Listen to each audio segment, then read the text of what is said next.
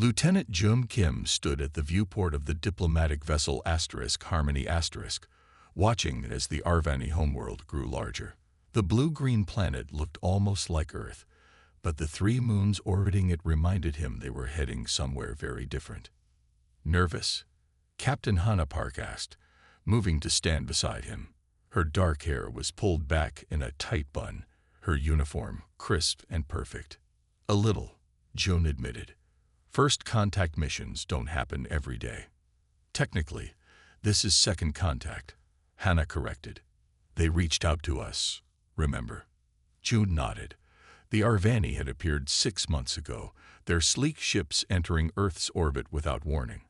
They had requested Earth's help with what they called a biological matter of great concern. As the top xenobiologist in the Asian Space Coalition, Jun was the natural choice for the mission. "We're beginning descent," announced the pilot. "Arvani Control has given us landing coordinates." Jun gathered his equipment. His heart beat faster as the ship broke through the cloud cover. Below them spread a city unlike any on Earth, all straight lines and perfect angles, with buildings made of a crystal-like material that caught the light of the system's distant sun. "It's beautiful," Hannah whispered, "and entirely logical in design," Jun noted. "No artistic touches, just pure function." The ship touched down on a circular landing pad. A small group waited for them. Tall, slender beings with pale blue skin and large almond-shaped eyes. Their faces showed no expression as the humans descended from their ship. One Arvani stepped forward. "I am Director Selvin. Welcome to Arva." His voice was flat, almost mechanical. "We appreciate Earth's prompt response to our request." Hannah stepped forward. "Captain Hannah Park, representing Earth's United Nations. This is Lieutenant Jun Kim, our xenobiology expert." June noticed something odd immediately. Director Selvin would not look directly at Hannah. In fact, none of the Arvani would. They kept their eyes fixed slightly to the left of her face, as if looking at something beyond her. "Your facilities have been prepared," Selvin said, still avoiding Hannah's gaze. "We will escort you there now." As they walked through the city, Jun studied their hosts. The Arvani moved with precise, efficient steps. They spoke little, and when they did, their voices lacked any warmth or inflection. Everything about them seemed calculated. "Our world faces a crisis," Selvin explained as they entered a tall building. "A pathogen has emerged that our science cannot combat. We have observed that humans possess remarkable immune systems and adaptability. We hope to learn from your biology." "I'd like to see your research," Jun said. "Of course. We have prepared extensive data." They entered a laboratory filled with equipment both familiar and alien. Screens displayed spinning molecular structures and charts Jun couldn't yet understand. "How many have been affected by this pathogen?" Hannah asked directly. For the first time, Selvin seemed uncomfortable. His long fingers twitched slightly. "The situation is contained," he said, still not meeting her eyes. "That doesn't answer my question," Hannah pressed. An odd tension filled the room. Another Arvani stepped forward, younger, with slightly darker blue skin. 20,000 in the capital region alone, the younger Arvani said. "I am Nevik, Chief Medical Researcher." "Nevik speaks out of turn," Selvin said sharply. "The exact numbers are not relevant to your work." Jun glanced between them, sensing conflict beneath the calm surface. He noticed again how all the Arvani seemed to avoid looking directly at Hannah. Later, in their private quarters, Jun shared his observation with Hannah. "They can't look at you. Did you notice that?" Hannah nodded. "They seem uncomfortable around me specifically. Not you, just me." "But why? What's different about you?" Jun wondered. Hannah shrugged. "I don't know, but I intend to find out." Jun looked out at the alien city, gleaming in the light of 3 rising moons. "There's something they're not telling us about this disease," he murmured. "And I think somehow it's connected to why they can't look you in the eye." Outside their window, the perfect city slept in perfect order, while deep beneath its surface, Something was very wrong. Morning came with the strange light of an alien sun. June woke early, eager to begin his work. The Arvani had promised him access to their medical data, and he was keen to understand the pathogen that troubled them. Nevik was waiting for him outside the laboratory. The young Arvani's hands moved restlessly at his sides. "Lieutenant Kim, I will show you our research facilities," Nevik said. His voice was flatter than it had been yesterday when he had spoken out of turn. The lab was massive. Clear screens displayed rotating models of cells and molecules. Arvani scientists moved between workstations with perfect efficiency, not wasting a single step. "These are samples of the pathogen," Nevik explained, pointing to sealed containers. Inside, June could see something strange. Not quite liquid, not quite solid, with a faint blue glow. "How does it spread?" June asked, leaning closer.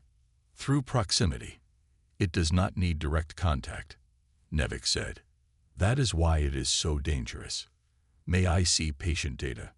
Nevik hesitated, then tapped on a screen.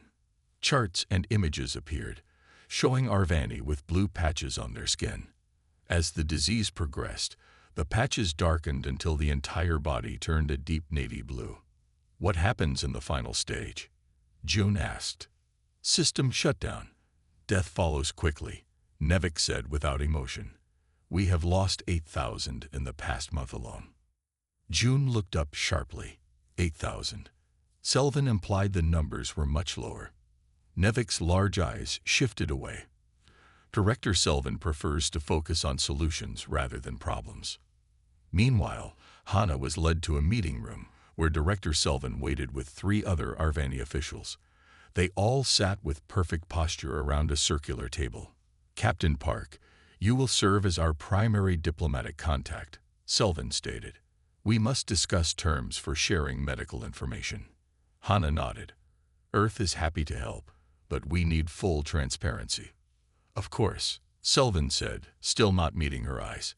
"We will share all relevant data." "All data," Hana corrected firmly. "Not just what you deem relevant." The Arvani officials exchanged quick glances. One of them, a female with slightly greener skin, leaned forward. "Captain, you must understand our ways. We value efficiency. We filter information to provide only what is necessary." "That's not how humans work," Hana replied. "We need context, full pictures. Without complete information, we can't help you effectively." As she spoke with increasing passion, Hana noticed the Arvani leaning slightly away from her. Selvin's hands gripped the edge of the table. "Your intensity is noted," he said stiffly. "We will provide additional data."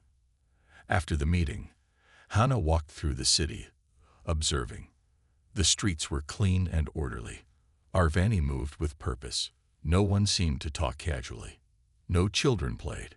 Everything was quiet and controlled. When she returned to their quarters, Jun was already there, surrounded by data tablets.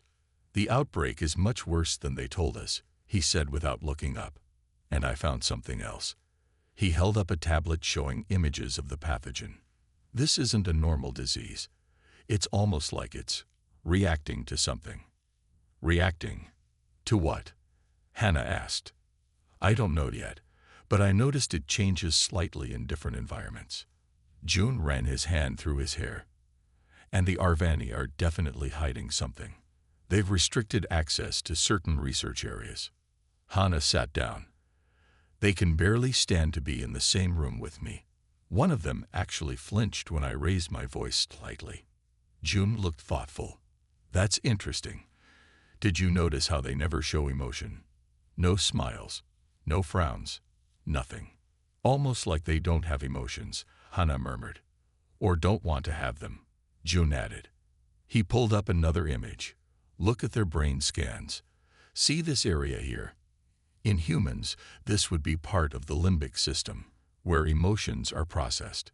And in the Arvani, it's there, but it's dormant somehow." June looked up at Hana with growing excitement. "I think there's a connection between this pathogen and emotions. I just need to figure out what it is." Outside their window, The perfect city continued its perfect routine, unaware that the humans were starting to uncover its darkest secret. June spent 3 days in the lab, barely sleeping. The pathogen was like nothing he had ever seen before. It wasn't a virus or bacteria. It wasn't even alive in the normal sense. It's more like a program, he told Hannah as they ate dinner in their quarters. It responds to triggers, changes shape, adapts. What kind of triggers? Hannah asked, pushing her strange blue food around on her plate. That's what I'm trying to figure out. June pulled up a video on his tablet. Watch this. The screen showed a sample of the pathogen in a clear container. Next to it stood an Arvani lab worker. As the worker moved closer, the pathogen brightened slightly. Now watch what happens when I enter the frame. June appeared in the video. As he approached, the pathogen glowed brighter and moved more actively. It reacts more strongly to you, Hannah observed. Yes, and when I accidentally cut my finger and felt pain. June fast-forwarded the video. When he winced in pain on screen, the pathogen pulsed with bright light. It's responding to your emotions, Hannah realized. Exactly. June put down his fork. I think this is a symbiotic microorganism that evolved with humans. We carry it without harm. But to the Arvani, it's deadly. But why now? Why are they getting sick now? Before June could answer, there was a soft knock at their door. Hannah opened it to find Nevik standing there, looking nervously over his shoulder. I must speak with you, he whispered. It is not safe here. They followed him through dark hallways until they reached a small storage room filled with medical supplies. What I tell you goes against everything our leaders claim, Nevik said, his voice shaking slightly. June realized it was the first time he had heard any emotion in an Arvani voice. The pathogen is not new, Nevik continued. Our ancient records mention it. Our ancestors called it the emotion plague. They said it came from the feeling ones. Humans, Hannah guessed. Nevik nodded. There was contact before, long ago. Before we changed. Changed how? June asked. We once had emotions, like you. But our leaders decided emotions were inefficient, dangerous. They developed ways to suppress them. For generations, we have been bred and conditioned to feel nothing. Hannah looked shocked. That's terrible. Your reaction. Nevik stared at her with fascination. Your face shows so much. Your voice changes with your feelings. That is why the others cannot look at you, Captain Park. Your emotions are too present, too strong. And that's why the pathogen reacts to her, Jum said, understanding dawning. It's drawn to emotional responses. Yes. Nevik touched a panel on the wall, revealing a hidden compartment. From it, he pulled an ancient-looking tablet. This contains forbidden history. It speaks of the first contact between our peoples, centuries ago. The tablet showed crude images of Arvani and humans meeting. Then images of the Arvani turning dark blue, dying. After the plague, all records of humans were destroyed, Nevik explained. Our scientists created a program to eliminate emotions from our species. They believed this would protect us from the pathogen. But it didn't eliminate the pathogen, Jun said. It just went dormant. Yes, and now it has awakened again. Nevik's hand trembled. Because we have been studying humans again. Studying.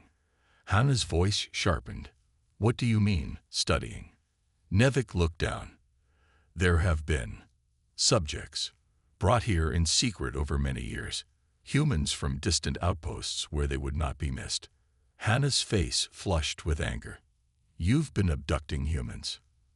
As her voice rose, something strange happened. The lights in the room flickered. A small sample case on a nearby shelf began to glow bright blue.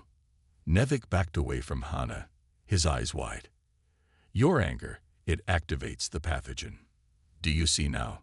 Human emotions are both the poison and potentially the cure. June looked at the glowing sample, then back at Hannah's angry face. Everything was beginning to make terrible sense. We need to see these human subjects, Hannah demanded, her voice firm but controlled. She had noticed how her anger affected the pathogen sample and was trying to stay calm. Nevik shook his head. It is forbidden. The testing area is heavily guarded. Testing? June asked, his stomach turning. What kind of tests? They study human emotional responses, Nevik explained. They believe if they can understand how humans control emotions, they can develop a cure. But you can't just experiment on people, Hannah protested. Nevik looked confused. Our leaders believe the survival of our species justifies any means. June placed a hand on Hannah's arm to calm her. Nevik, we need access to those historical records, and we need to see the research on the human subjects.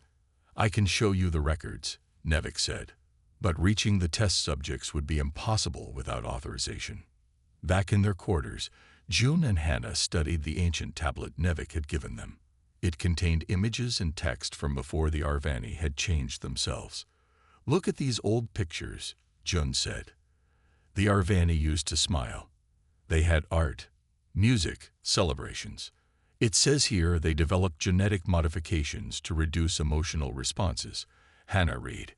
Generation after generation, they'd bred emotion out of their species. But they couldn't completely remove it, June noted. The capacity is still there, just dormant. Listen to this, Hannah said, reading from the tablet. The visitors from the stars brought joy and new ideas, but they also brought the Blue Death. When they departed, they left half our world in mourning. So humans visited, triggered the pathogen, and then left, June summarized. The Arvani blamed emotions for their suffering and decided to remove them. And they wrote humans out of their history, Hannah added. The next morning, June convinced Nevik to give him access to the current research data on the pathogen. What he found shocked him. The outbreak started in a research facility, he told Hannah when he returned, right after they brought in a new human test subject. We need to find these people, Hannah said firmly. I think I know how. June pulled out his tablet. I've been studying the city's layout. There's an underground complex beneath the main research center. Security is tight, but with Nevik's help, we might get in. That evening, Nevik came to their quarters looking even more nervous than usual. Director Selvin has called an emergency meeting, he said. He wants to see both of you immediately. In the meeting chamber, Selvin and the other leaders waited. For once, Selvin looked directly at Hannah. Captain Park, Lieutenant Kim, he began, it has come to our attention that you have accessed restricted historical information. You've been spying on us, Hannah said flatly. We monitor all activities for efficiency, Selvin replied. You know too much now. But perhaps this is for the best. We need your cooperation. For what? June asked. Our scientists believe the solution lies in human DNA, Selvin explained. We need to identify and extract the gene that allows humans to control emotional responses without succumbing to them. And how exactly do you plan to do that? Hannah asked, though she feared she already knew the answer. We have 23 human subjects currently, Selvin said matter-of-factly. But our tests are inconclusive. We need more subjects. With your help, we could establish a larger research program. You want us to help you abduct more humans. Hannah's voice rose in disbelief. We prefer to think of it as recruitment for the greater good, Selvin replied. As Hannah's anger grew, something strange happened. The blue veins in Selvin's neck darkened visibly. He stepped back from her, his breathing becoming labored. Your emotional state is accelerating my infection, he said, his voice strained. This proves our theory. Human emotions affect the pathogen directly. June looked at Selvin with sudden understanding. You're infected. All of you are, aren't you? The entire leadership council, Selvin admitted. We keep it secret to prevent panic. We have perhaps 2 months before the pathogen reaches critical levels. Then you need our help more than ever, June said. But not the way you think. The meeting room fell silent. Hannah stared at Selvin, her hands clenched into fists at her sides. Show us the human subjects, she demanded. Now. Selvin hesitated, then nodded to one of the other Arvani leaders. Take them to Facility Sub-7. They descended in a silent elevator, dropping deep below the city. When the doors opened, they entered a sterile white hallway lined with clear glass rooms. Inside each room was a human, men and women of different ages, all looking tired and afraid. 23 people, Hannah whispered, stolen from their lives.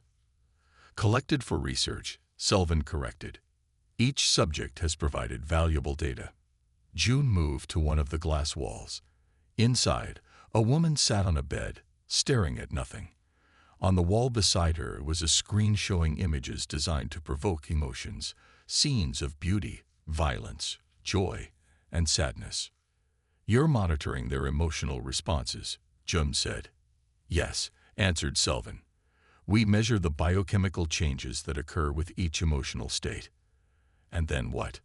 Hannah asked sharply. What happens to these people when you're done with them? Selvin blinked slowly.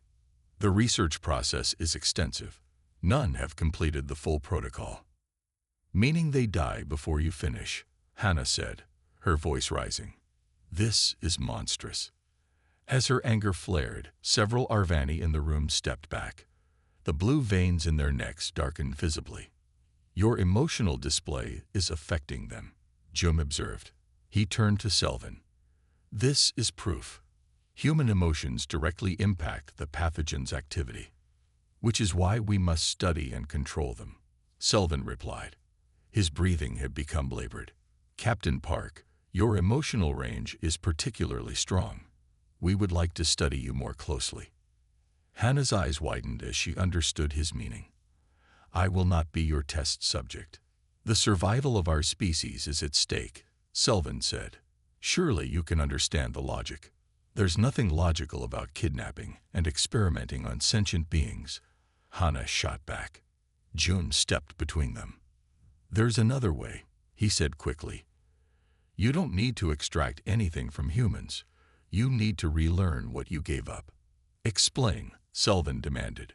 The pathogen responds to emotions because it evolved alongside emotional beings. June said, humans carry it without harm because our emotional biochemistry keeps it in balance. You don't need our DNA. You need to reactivate your own emotional capacity. Impossible, one of the other Arvani leaders said. Emotions were bred out of us generations ago. Not completely, June argued. I've seen your brain scans. The capacity is still there, just dormant. Nevik stepped forward. He's right. Some of us have already begun to feel again. Selvin turned to Nevik, his eyes cold. You admit to this violation? Yes, Nevik said, standing taller. There are hundreds of us. We study human art, music, literature. We practice expressing feelings. We believe emotions are not a weakness but a strength we abandoned. Traitor, Selvin hissed. It was the first real emotion Hannah had heard in his voice. See, Hannah pointed out. You just expressed anger. You still can feel. Selvin seemed shocked by his own outburst. The other Arvani leaders were backing away from Hannah and Nevik, their blue veins darkening. Your emotional states are accelerating the pathogen in us, one of them gasped. Security. Detain them all. Armored Arvani guards entered the room, surrounding June, Hannah, and Nevik. Take them to holding cells, Selvin ordered. The humans will become research subjects. Nevik will face judgment for treason. As the guards moved in, Hannah looked at the captive humans behind the glass walls. Their eyes met hers, filled with desperate hope. We will not let this happen, she promised loudly, making sure they could hear. We will free you all. Your emotional attachment is illogical, Selvin said dismissively. June watched as the blue veins on Selvin's neck pulsed with each word Hannah spoke. No, he said quietly. Her emotions are exactly what might save you all, if you would only see it. The guards closed in, and everything went black. June woke up in a small white room with no windows. His head hurt. He sat up slowly and saw Hannah lying on another bed across from him. Hannah, he whispered, Wake up. Her eyes opened. Where are we? Still in the research facility, I think. June looked around. The room had no visible door. They've made us into test subjects. Hannah stood up and pressed her hands against the walls, looking for a way out. What about Nevik? Probably in another cell. June joined her search, or worse. Suddenly, a section of the wall slid open. June expected to see guards, but instead, Nevik stood there with another Arvani. Quickly, Nevik said, "We don't have much time." "How did you escape?" Hannah asked as they hurried into the hallway. "I didn't. Tala helped me." Nevik nodded to the other Arvani, a female with darker blue skin. "She's part of our movement.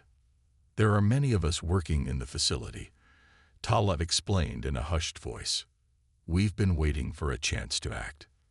They moved through the quiet hallways. Occasionally, they had to hide as guards passed by. Nevik led them to a control room where two more Arvani waited. "We've disabled the security systems temporarily," one of them said, "but we only have 20 minutes before they notice. We need to free the other humans," Hannah insisted. Tala shook her head. "That wasn't the plan. We're only here for you two. I won't leave without them," Hannah said firmly. June put his hand on Nevik's arm. "Those people are the key to everything. If we study their emotional responses alongside your people who are relearning emotions, we might find the cure." Nevik hesitated, then nodded. "Tala, can we do it?" "It's risky," Tala warned, "but possible. I can override the cell locks from here." As Tala worked at the control panel, June noticed something on one of the screens, a lab with samples of the pathogen. "Wait," he said. "I need to get into that lab." "Why?" Nevik asked. "I have a theory I need to test." June pointed to the screen. "Can you get me in there for 5 minutes?" Nevik looked uncertain but agreed. While Tala continued working to free the human subjects, Nevik led June to the lab. Inside, rows of clear containers held samples of the glowing blue pathogen. June quickly collected equipment: a scanner, sample tubes, and a small device that measured biochemical reactions. He pricked his finger and let a drop of blood fall into one of the tubes. "What are you doing?" Nevik asked. "Testing how my blood affects the pathogen," June explained. He mixed his blood with a sample of the pathogen and placed it under the scanner. "Now think about something that makes you happy."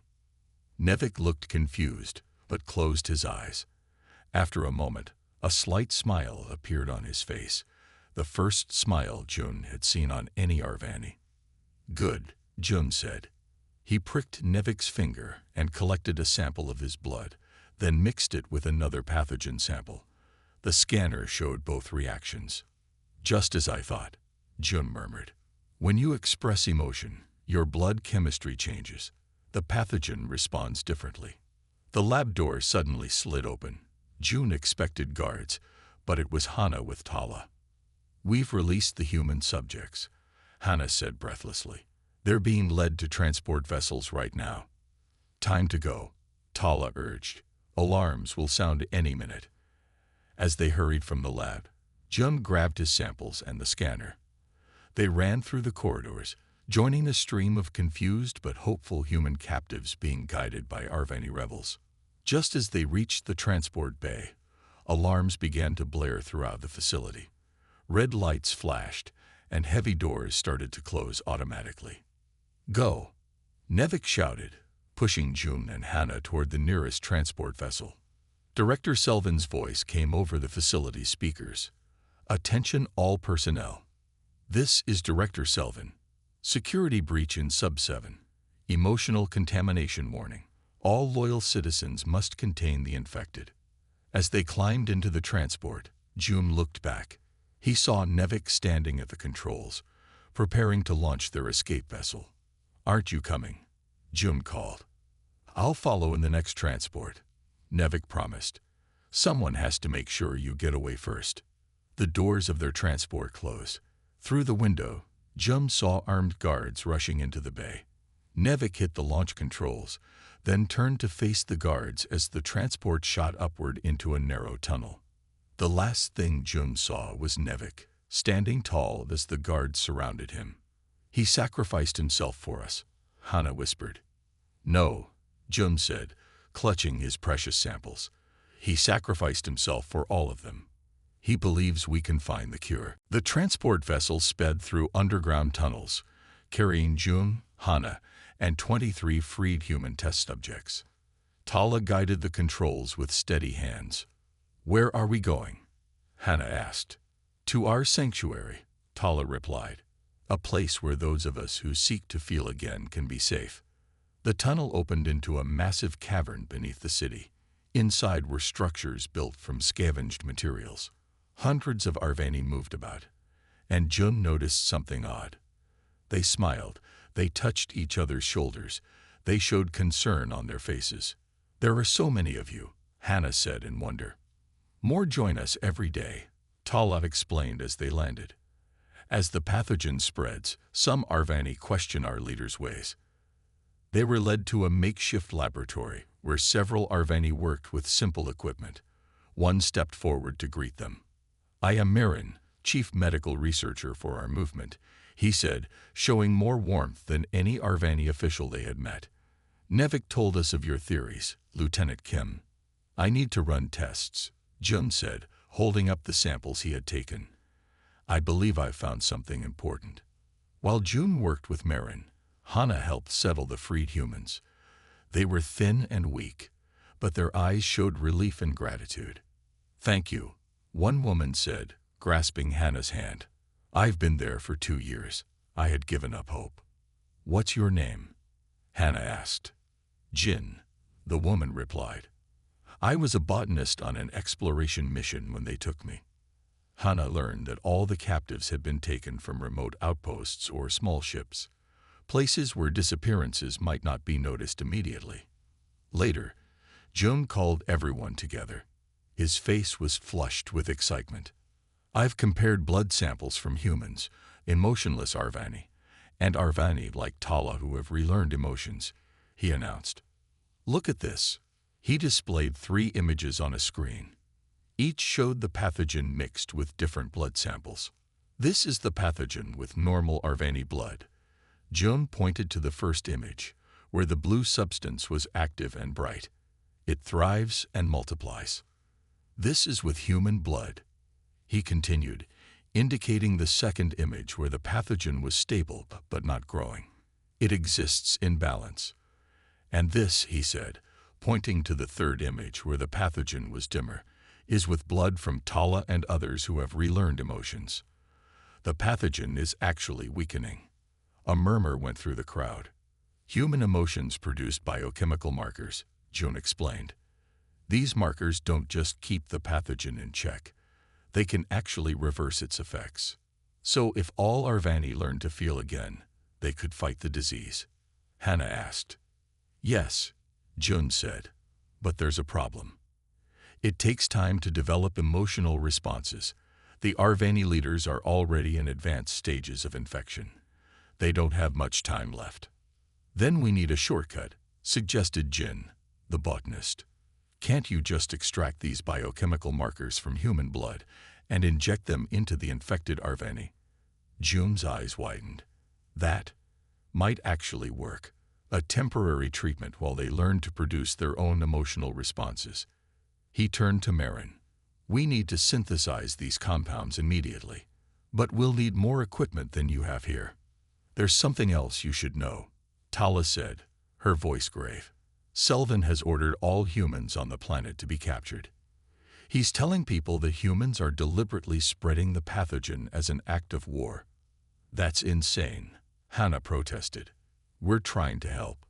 "Fear makes people believe terrible things," Marin said softly, demonstrating his own emotional growth. "And underneath all that logic, our leaders are very afraid." Jun looked at his samples, then at the freed humans, and finally at Hana. "Now I understand the title in the ancient records," he said. "One look at her, we've saved them." It wasn't about a specific person. It was about what humans represent. The power of emotions, the strength that comes from feeling. And the Arvani leaders are still refusing to see it, Hannah said. Then we'll have to make them see, Jun replied. We need to take the cure to the city, ready or not. For 3 days, Jun worked without stopping. He barely ate or slept. The underground lab was simple, but with help from the freed humans and emotionally awakened Arvani, he made progress. It's ready, he finally announced, holding up a vial of golden liquid. The emotional compound extract. Will it work? Hannah asked, looking at the small amount of liquid. In theory, yes. It contains concentrated versions of the biochemicals humans naturally produce when experiencing emotions. June looked tired but hopeful. But we need to make more. Much more. Jin, the botanist, stepped forward. I've been working on that. She pointed to several large containers where the golden liquid was slowly forming. We've set up a production system. By tomorrow, we'll have enough for hundreds of doses. Tala entered the lab, her face tense. News from the city is bad. The pathogen is spreading faster. Over 30,000 Arvani are now in advanced stages. The leaders are blaming humans and hunting down anyone who shows emotional responses. They're making it worse, Jun said. Fear and anger accelerate the pathogen's effects. We need to distribute the cure now, before it's too late. But how? Hannah asked. The whole city will be looking for us. Marin, who had been quietly listening, spoke up. The air filtration system. The city's air is purified through central processing stations. If we could introduce the compound there, everyone would breathe it in. Jun finished, excitement in his voice. It wouldn't be as effective as direct injection, but it might buy us time. That night, they made their plan. Small teams would target the 5 main air processing centers throughout the city. Each team would include both humans and emotionally awakened Arvani. As dawn broke, Jun prepared the final doses of the golden liquid. He handed vials to each team leader. Remember, he instructed, the compound needs to be heated to vaporize properly. The filtration systems have thermal units that will do this. Hannah would lead the team targeting the central processing station, the most important, but also the most heavily guarded. Jun, Tala, and Jin would accompany her. They moved through maintenance tunnels, avoiding patrols. The city above seemed quieter than before. Fewer Arvani walked the streets. The advanced cases are being quarantined, Tala explained in a whisper, including most of the leadership council. When they reached the central air station, 2 guards stood at the entrance. Their blue veins were visible even from a distance. They're infected, Jun whispered. The pathogen is affecting their judgment. I'll handle this, Hannah said. Before anyone could stop her, she stepped into view. Hello, she called to the guards. I need your help. The guards raised their weapons, but Hannah didn't flinch. Instead, she began to speak calmly about Earth, about human lives, about the beauty of feeling. As she spoke, the guards' weapons lowered slightly. You're allowed to feel, she told them gently. You're allowed to hope, to care, to love. One guard's hand trembled. A single tear, perhaps the first in generations, rolled down his blue-tinged cheek. Behind them, Jun and the others slipped inside the facility. They reached the main thermal chamber where Jun carefully poured the golden liquid into the heating element. It will take about 10 minutes to fully vaporize and enter the air system, he explained. Suddenly, alarms blared. On the facility's screens, they saw Selvin entering the building, surrounded by elite guards. His face was now almost entirely dark blue, the pathogen's advanced stage clearly visible. Stop them, he ordered, his voice strained. They are destroying our way of life. Hannah stepped forward to face Selvin as the guards surrounded them. The golden vapor had begun to spread through the air vents above. We're saving your people, she said firmly. Look at me, Director Selvin. Really look at me. For the first time, Selvin's eyes met hers directly. Hannah didn't hide her emotions, her determination, her compassion, even her anger. "This is what you've been missing," she said. "This is what would have saved you all along." The golden mist swirled around them. Selvin took a ragged breath, inhaling the compound. "One look," June whispered. "That's all it would have taken." Selvin fell to his knees, gasping. The golden mist swirled around him. The blue veins on his face pulsed, then slowly began to fade. His guards watched in shock, unsure what to do. "What is happening to me?" Selvin whispered, his voice shaking. "The compound is neutralizing the pathogen," June explained, kneeling beside him. "And it's awakening emotional responses your people suppressed long ago." Tears filled Selvin's eyes, perhaps his first tears in a lifetime. "I feel everything." Reports came in from across the city. The other teams had succeeded. The golden mist spread through every building, every home, every street. Infected Arvani began to recover as they breathed in the compound. "It's working," Tala said, her voice full of wonder. For 3 days, the city transformed. Arvani, who had never smiled, began to laugh. Those who had never cried shed tears of joy and sorrow. The pathogen receded, leaving their skin its normal pale blue. On the 4th day, June, Hana, and the freed humans were invited to the Great Council chamber. The room was filled with Arvani leaders, including a recovering Selvin. "We owe you our lives," Selvin said, his voice now rich with emotion. "But more than that, we owe you our humanity." "You always had it," Hana replied. "You just buried it deep." "Too deep," Selvin agreed. "Our ancestors thought they were saving our people by removing emotions. Instead, they nearly destroyed us." June stepped forward.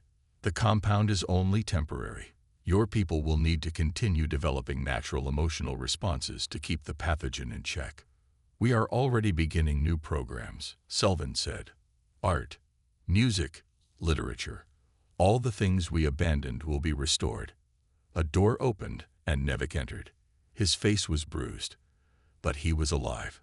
Hana rushed to hug him, and he returned the embrace with a genuine smile. "Nevik will lead our new department of emotional wellness," Selvin announced.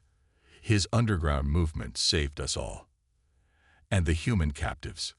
Hana asked firmly. "All will be returned to Earth with our deepest apologies," Selvin promised. "We have already prepared ships to take them home." Over the next week, the Arvani society began a difficult but necessary transformation. There were struggles as people who had never felt emotions suddenly experienced anger, grief, joy, and love. But there was also healing. On their last day on Arva, June and Hana stood at the viewport of their ship, watching Arvani families gather below to say goodbye. Children who had never played before now ran and laughed in the streets. "It won't be easy for them," June said. "Emotions can be painful as well as beautiful." "But they'll be alive," Hana replied. "Really alive, not just existing." Selvin came to see them off. The former director looked years younger, the stiffness gone from his posture, his eyes bright with life. "I understand now," he told Hana. "When I first saw you, I couldn't look at you because you represented everything we feared. The messy, unpredictable nature of emotions." "And now?" Hana asked. "Now I see that emotions aren't weakness. They're strength, connection, purpose." Selvin took her hand in his. "One look at you would have saved us centuries ago, if only we had been willing to see." As their ship lifted off, June looked back at the planet below. Already, the city was changing. Colors appeared on buildings that had once been plain. Gardens bloomed where there had been only stone. "Do you think they'll be okay?" Hana asked. "I think they'll be better than okay," June replied. "They'll be human, or at least their own version of it." The stars stretched before them as they headed home. Behind them, a civilization relearned how to feel, how to cry, how to laugh, how to love. A civilization saved not by logic or technology, but by the very emotions they had once feared. One look had saved them. After all,